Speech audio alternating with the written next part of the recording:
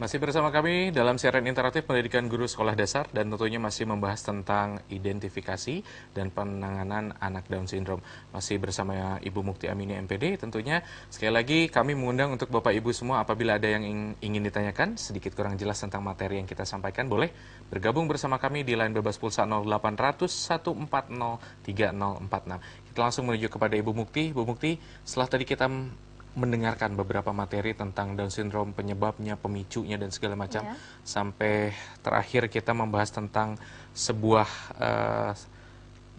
karakteristiknya. Nah, berikutnya apa nih, Bu Mukti? Ya, setelah kita mengetahui identifikasi secara umum, nah sekarang kita masuk kepada strategi belajarnya.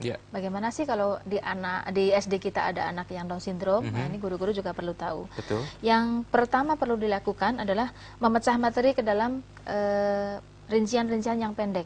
Artinya kalau mungkin anak normal itu satu bab bisa silahkan baca bab ini. Anak-anak yang Down syndrome tidak bisa. Mungkin targetnya silahkan baca setengah halaman sudah bagus gitu ya. Kalau dia sudah bisa membaca.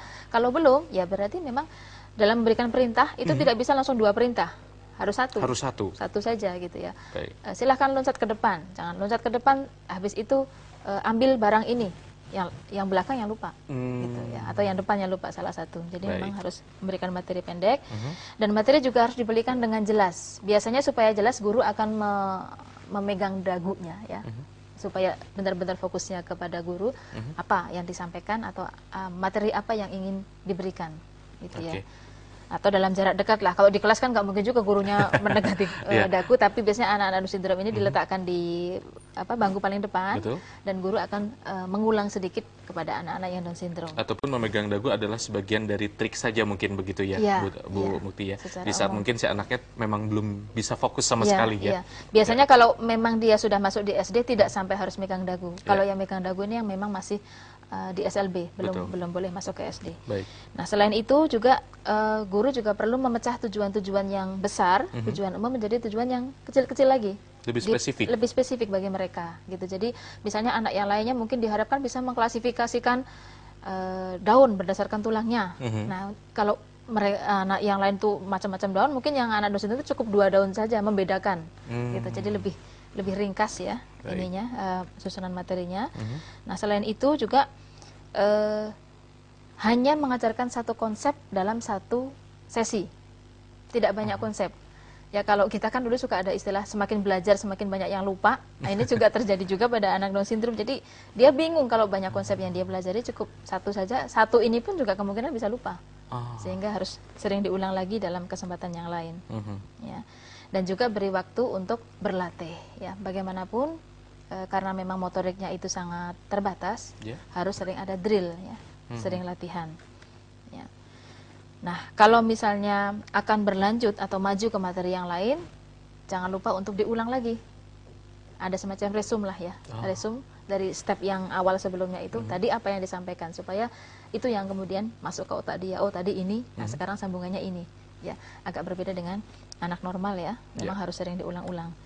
Yang selanjutnya, apa saja jenis-jenis yang bisa dilakukan oleh guru secara praktisnya. Ya, ini bisa kita lihat kalau misalnya untuk mengajarkan keterampilan yang sifatnya fisik ya, entah olahraga, entah menari. Ya. Mereka kan, yang saya amati, anak-anak Down syndrome itu suka dengan musik. Oh, lebih cenderung suka dengan musik. Iya, lebih cenderung suka dengan musik, bernyanyi, meskipun suaranya nggak karuan, tapi suka bernyanyi. Ya, ini bisa diarahkan. Beberapa strategi yang perlu disampaikan oleh guru, pertama adalah dengan perintah lisan. Ya. Jadi instruksinya harus jelas. Ya. Kalau misalnya awalnya mungkin agak teliti, agak lengkap instruksinya, tapi kalau anak semakin mampu, ini contohnya ya, maju gitu ya. Ya, nanti lama-lama dilepas, sudah dia akan jalan sendiri kan. Tidak perlu bolak-balik dikatakan maju 1 langkah, maju 1 langkah gitu ya. Makin berkurang perintahnya. Dan juga pemberian contoh juga perlu. Ya. Sering sekali misalnya nggak disuruh mengambil sapu, tapi tidak dicontohkan menyapu. Nah, mungkin malah buat main pedang-pedangan begitu ya. Jadi memang harus ada contoh dulu, kemudian baru diikuti oleh anak. Nah, selain pemberian contoh juga bantuan fisik. Dalam arti di sini ya misalnya dia mau sikat gigi, mungkin dibantu dulu pertamanya, cara menyikatnya seperti apa ya, yang kemudian sedikit demi sedikit akan kita kurangi. intinya kita berharap untuk masalah bantu diri, Ya. bantu diri dalam arti memakai baju, makan dan sebagainya itu minimal mereka sudah mampu tanpa bantuan orang lain kan, ya, sehingga mereka bisa tidak terlalu tergantung pada orang lain. Nah, selain itu pegangan tangan. Tadi kita lihat ya di insert, guru biasanya sambil memegang tangan. Itu juga salah satu cara supaya anak itu lebih konsentrasi. Gitu. Kalau dilepas begitu saja dia merasa, nah ini terlihat sekali ya, dipegang bukan arti dalam arti supaya tidak jatuh saja, tapi juga ini membantu memori supaya dia ada perintah khusus dari guru. Ya, jadi tujuannya itu. Ya, dipegangi tangannya, kemudian dilepaskan ya. Rangkaian maju itu biasanya anak diminta memulai tugas dulu pertama. Nanti kalau dia sudah mentok, dia merasa tidak bisa, baru dilanjutkan oleh gurunya. Jadi kita tidak memaksa si anak untuk tuntas melakukan sesuatu, dia bertahap saja. Rangkaian maju itu seperti itu. Sebaliknya kalau rangkaian mundur, ada contoh dulu dari guru. Jadi guru itu mengerjakan step pertama, baru kemudian dilanjutkan oleh si anak. Gitu. Baik, Bu Mukti, kita tahan terlebih dahulu karena sudah ada penelpon yang masuk. Kita angkat. Halo. Halo. Halo. Halo, selamat sore. Selamat sore. Dengan siapa, di mana? Dari Pak Suyanto nih, Pak. Di mana Pak Suyanto? Di Jakarta, Pak. Di Jakarta. Silakan Pak Suyanto. Ada yang ingin ditanyakan? Iya, saya mau bertanya nih, Pak. Iya. Idealnya satu kelas itu untuk murid yang seperti itu berapa murid ya, Pak ya? Oh ya. Baik. Baik. Terus yang kedua, ya.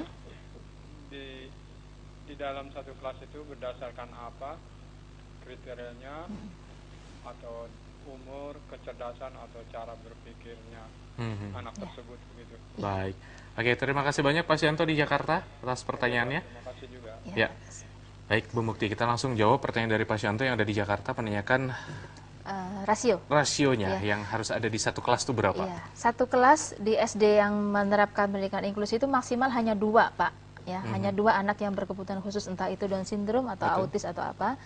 Jadi tidak bisa lebih dari 2 karena asumsinya kan guru kelasnya hanya 1. Ya, jadi agak berat kalau lebih dari itu, nanti malah anak yang lain yang keteteran, kurang perhatian. Baik. Nah, kalau kaitannya dengan yang seperti apa sih yang boleh masuk ke SD inklusi, mana yang tidak? Kriterianya mungkin. Nah, kriterianya, ini kebetulan akan kita bahas setelah ini, pas sekali materinya. Nah, jadi yang bisa masuk ke SD unggulan, SD inklusi itu adalah anak-anak yang lebih ringan, ya. Retardasinya ringan, Down syndrome-nya lebih ringan dalam arti dia sudah dalam masalah membantu diri, dia tidak tergantung pada orang lain.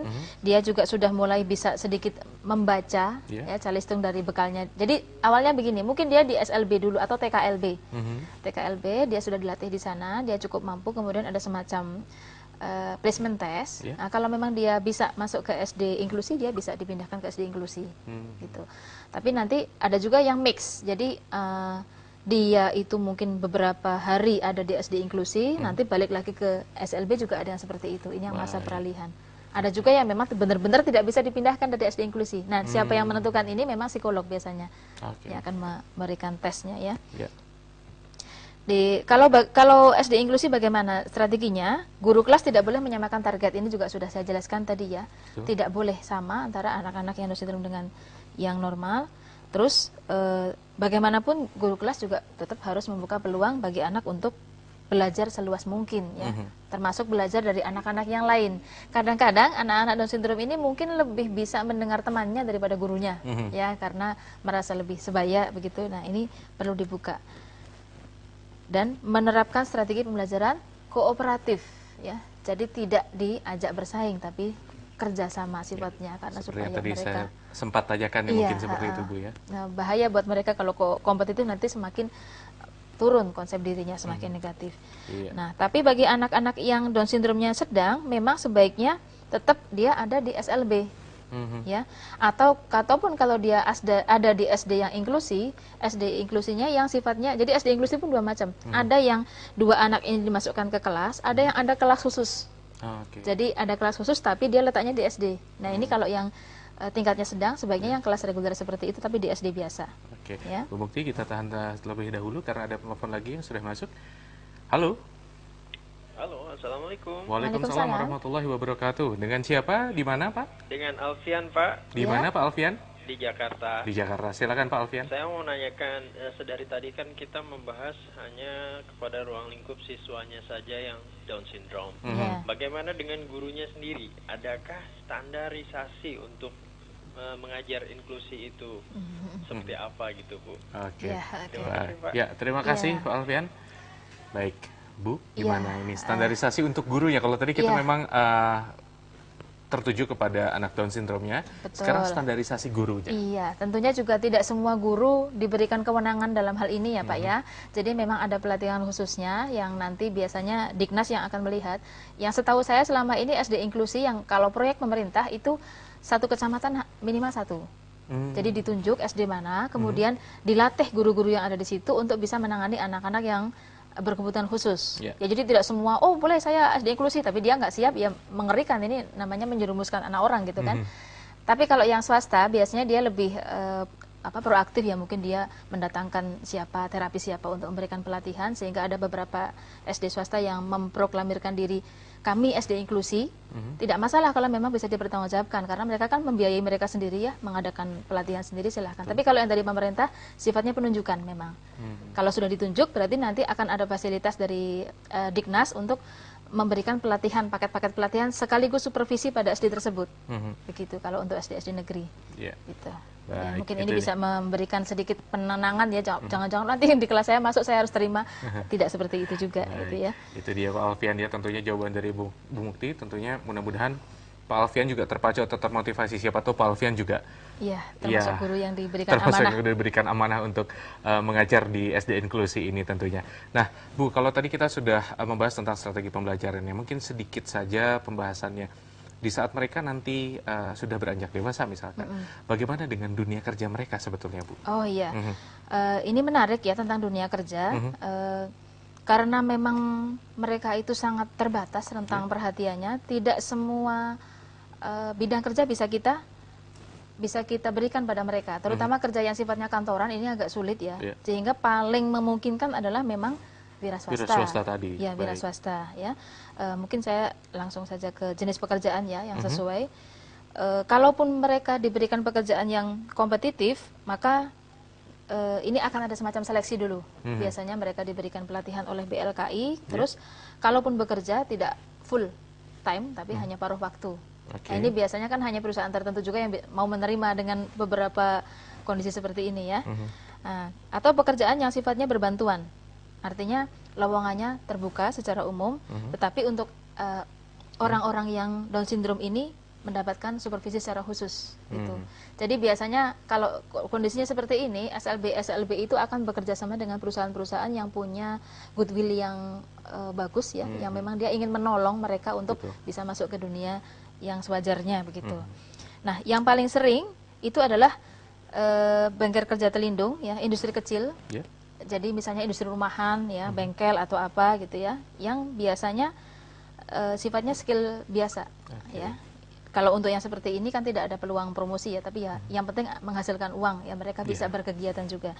Dan yang terakhir ya biasanya usaha sendiri, wirausaha ya, mandiri, bisnis sendiri, bisnis kecil-kecilan, entah kue, entah salon gitu ya, itu bisa untuk anak-anak seperti ini. Baik, Ibu Mukti, setelah tadi kita mendengarkan juga Bapak Ibu semua yang sedang menyaksikan kita sudah mendengarkan dari awal hingga akhir pembahasan tentang materi dari identifikasi dan penanganan anak Down syndrome ini. Nah, sekarang kesimpulannya Ibu Mukti dari apa yang tadi sudah disampaikan seperti apa, Bu? Ya, kesimpulannya secara umum, jika di kelas Anda para guru di seluruh tanah air mengalami atau diberikan amanah anak yang Down syndrome ini, ya mohon diperhatikan baik-baik bahwa mereka berbeda dengan anak-anak normal lainnya, sehingga harus diberikan pola atau pendekatan yang khusus ya, yang sifatnya lebih individual, sehingga ya tentunya sebagai pribadi guru dibutuhkan kesabarannya lebih ya, dengan target-target yang tidak sama dengan anak-anak normal di kelas Anda gitu ya.